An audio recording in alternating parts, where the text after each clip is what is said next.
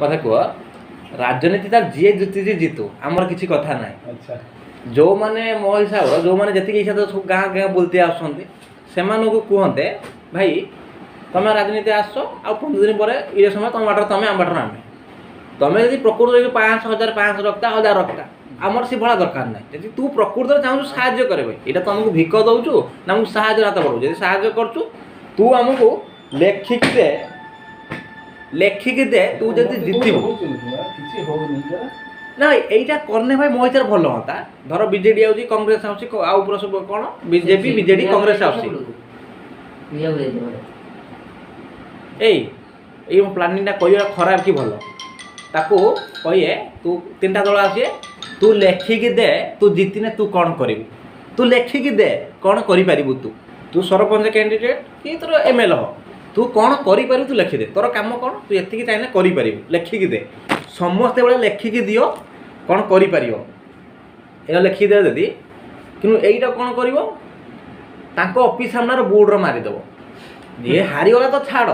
ताकू भूली जाओ जे जीतला तू लेखि दे भाई एति करू मो गाँव में एति प्रोब्लेम एति करू सेमती को गाँव प्रोब्लेम रही भोट क्या दमुनु जी मानि दमुनु ना तुम खाइया चक्कर आस जब मानि तुम खाइया चक्कर आस मानिबे जदि पार तापर आज ये सेमनकर राजनीतिक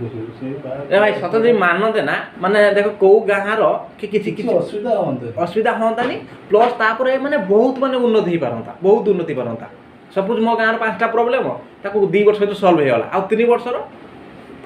आम गाँव प्रोब्लेम सल्व होगा ना आम पंचायत भितर धर सरपंच जी पैसा आइला से चाहता माने किसी गोटे कौटे भल गोटे कंपानी छोट गोटे कंपानी करदेमी से स्त्री लोक मैंने कि मैंने बुढ़ा लोक मैंने जो मैंने से कम किसी कर पैसा किसी इनकम करेंगे से प्रति गाँ गाँव पंचायत गोटे गोटे 2टा कंपानी बसे तुम गाँव के उन्नति हो पार हैं सेमती मैंने कि कौन तो सब खाया चक्कर रही तो प्रकृत साहय करते छिड़ा हो राजनीति छिड़ा हो एग्रीमेंट करो भाई आम एति जितने कर तुम हारने तुम कौन जितने तुम जितने कर बास लेखिकी दियो